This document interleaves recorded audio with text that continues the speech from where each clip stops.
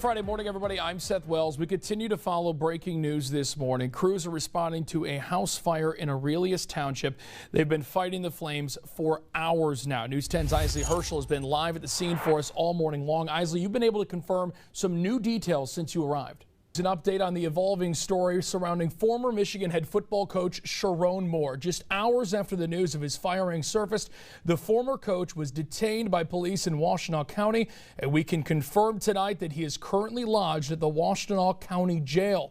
Owen Ozist is joining us in studio now with the latest. Owen. And I'm Seth Wells. The charges were not read in court today, but they are listed in court documents. Here's what the former coach is facing: a felony charge of third-degree home invasion, a misdemeanor charge of breaking and entering, and a misdemeanor charge for stalking. The home invasion charge could result in up to 5 years in prison. Our own Tim Stout is joining us in studio with more now from the courtroom. Tim, that was a main topic of discussion overnight at the Capitol. News 10's Isley Herschel joins us live there now with the latest and how lawmakers are responding to that portion of this budget. Isley, what are lawmakers saying?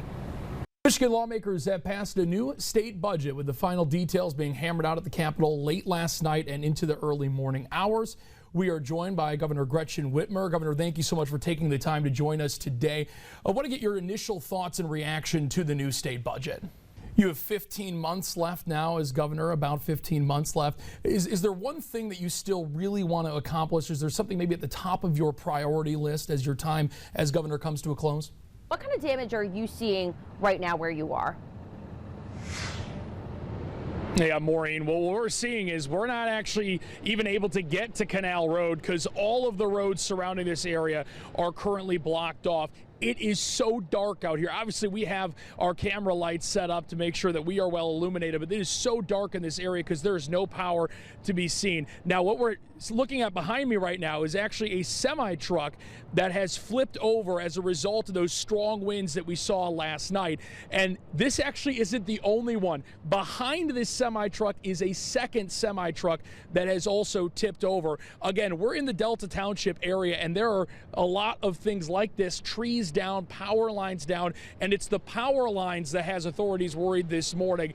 A lot of the roads blocked off, making sure that people aren't driving in the area as they work to clean up those power poles, but also the semis tipped over. We've seen a number of crashes in the area, or at least semis reported to have been tipped over, and there are 2 in this parking lot alone. Again, we're just east of Canal Road, and this is something that we're going to be monitoring all morning. Of course, as the sun comes up here in the next 30, 45 minutes or so, we're going to get a much better look at that damage. I also am going to speak with a representative from Consumers Energy in a matter of minutes, and we're going to bring that to you coming up at 6 o'clock. For now, live in Delta Township, I'm Seth Wells. Maureen? It packs such a powerful punch, really all the way from southwest Michigan to mid-Michigan and even parts of northern Michigan as well. And that's why Consumers Energy, that's a vast area that they cover. They have so many people to try to get to today. So they say they're going to be crews across the area today. Make sure you give them the space that they need. Make sure you don't go anywhere near down power lines. At least 25 feet is what they recommend. And this is something we're going to continue to try to follow some of the storm damage that we're seeing. You can always submit more photos on WILX.com. But we're going to be checking in throughout the morning here on News 10 today. Mitch's battle is getting tougher. As we share his story right now, he is sedated and on a ventilator. But as the great ESPN broadcaster Stuart Scott once said, you beat cancer by how you live, why you live, and in the manner in which you live. And when you look at it in that lens, Mitch has already beat cancer. He's been making a positive impact on people his whole life, and you can take my word for it. I've been his friend since elementary school, and I've been proudly wearing his bracelet now for months. Guys. Hey, I'm Maureen. Good morning. Police say that just minutes after Sanford opened fire in the Church of the Latter-day Saints here behind me in Grand Blanc Township, he was encountered by police in an exchange of gunfire. He was ultimately killed. Now, what we know so far about the shooting, there are 12 victims in total so far. 4 have died and 8 others were injured. One of those 8 remains in critical condition this morning. Now, the fire that police say was intentionally set after the shooting was extinguished late last night, although as we have mentioned, first responders are still searching through the rubble, and it is possible that more victims are found. Police say it's thanks to the heroism of churchgoers and first responders that more people weren't killed. The scene here in Grand Blanc Township has become a little more active as of recently, with more police starting to show up to the scene. As the sun comes up, you'd imagine that those search and rescue efforts will continue this morning. We're going to check in with Isley Herschel, who is outside of the hospital where the victims were taken after the fire and shooting yesterday. Isley? All right, welcome back. Right now, we are taking a live look at a very active scene on the south side of Lansing. You can see in our live shot here a number of police cars, about 5 or 6 Lansing police vehicles. This is just off of Georgetown Boulevard, which is just north of Edgewood Boulevard. Looks to be an apartment complex of some sort. We do have calls out to the Lansing Police Department.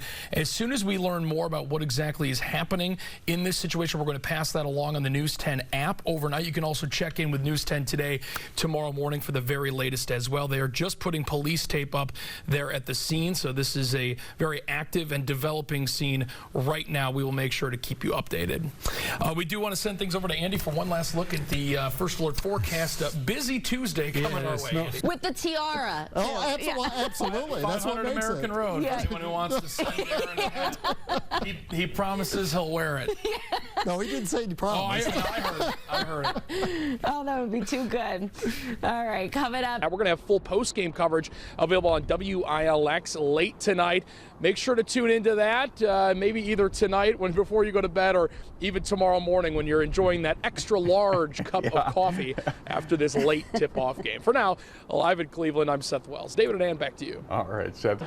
Alabama and St. Mary's will take the floor first here at Rocket Arena in just a matter of minutes. Michigan State and New Mexico, they will tip off at approximately 8:40 on TNT.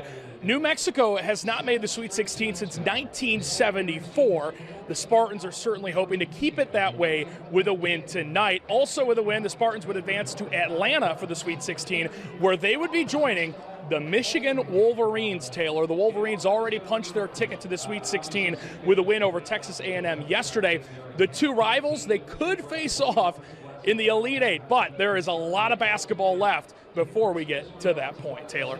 Yeah, Fred and Tim, when these two teams met back in October, the first time, it was a close game. Lions pulling it out in the final moments. We believe that we have identified the keys to victory for a second time against Minnesota here tonight. I'm going to start with my key to the game for the Lions, and that is actually the rush defense. I'm not sure you're going to slow down their passing game, but the Lions' defensive front, can they hold up against the Vikings' rushing attack? In their first meeting, the Vikings averaged over 6.5 yards per carry. They ran it for 139 yards on just 21 attempts.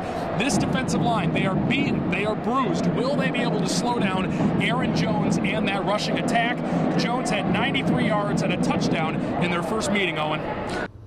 Yeah, Ben, as you can imagine, a lot of sadness from the Spartans, not only because their season came to an end and they're not going to make the Final Four, which they all obviously wanted to do, but also because this was such a tight-knit group. They just liked being together, practicing together, and all the things that come with being teammates. And the reality is, while a lot of these guys will come back to East Lansing, several of them will not. And this was their last chance to play with this group specifically, and that led to an emotional locker room after the game. As you can see in our video, a lot of tears, a lot of hugging between the teammates, and this is something they told us about afterwards. They just felt like this group had something special with it. And Jace Richardson was asked about his future. He's been projected as a potential first-round pick in the NBA draft, and he said he's going to have to talk to his family about it when he gets back to East Lansing, and they're going to make the best decision for him. So that's something that we'll find out in the coming months. But, Ben, we also spoke with a lot of the seniors who did end their college career here tonight. Owen Osis is going to have that coming up in just a couple of minutes. Ben, back to you. Yeah, Tim and Fred, good evening. We're going to keep you anchored here at Ford Field all night long. Lions coverage starting here at 6 o'clock. No need to turn the dial tonight, folks. You can stay with us all the way through post-game coverage as well. You might be able to tell behind us the fans starting to filter in here to Ford Field. But, Owen, the ones that are outside, those tailgaters, they are cold. No,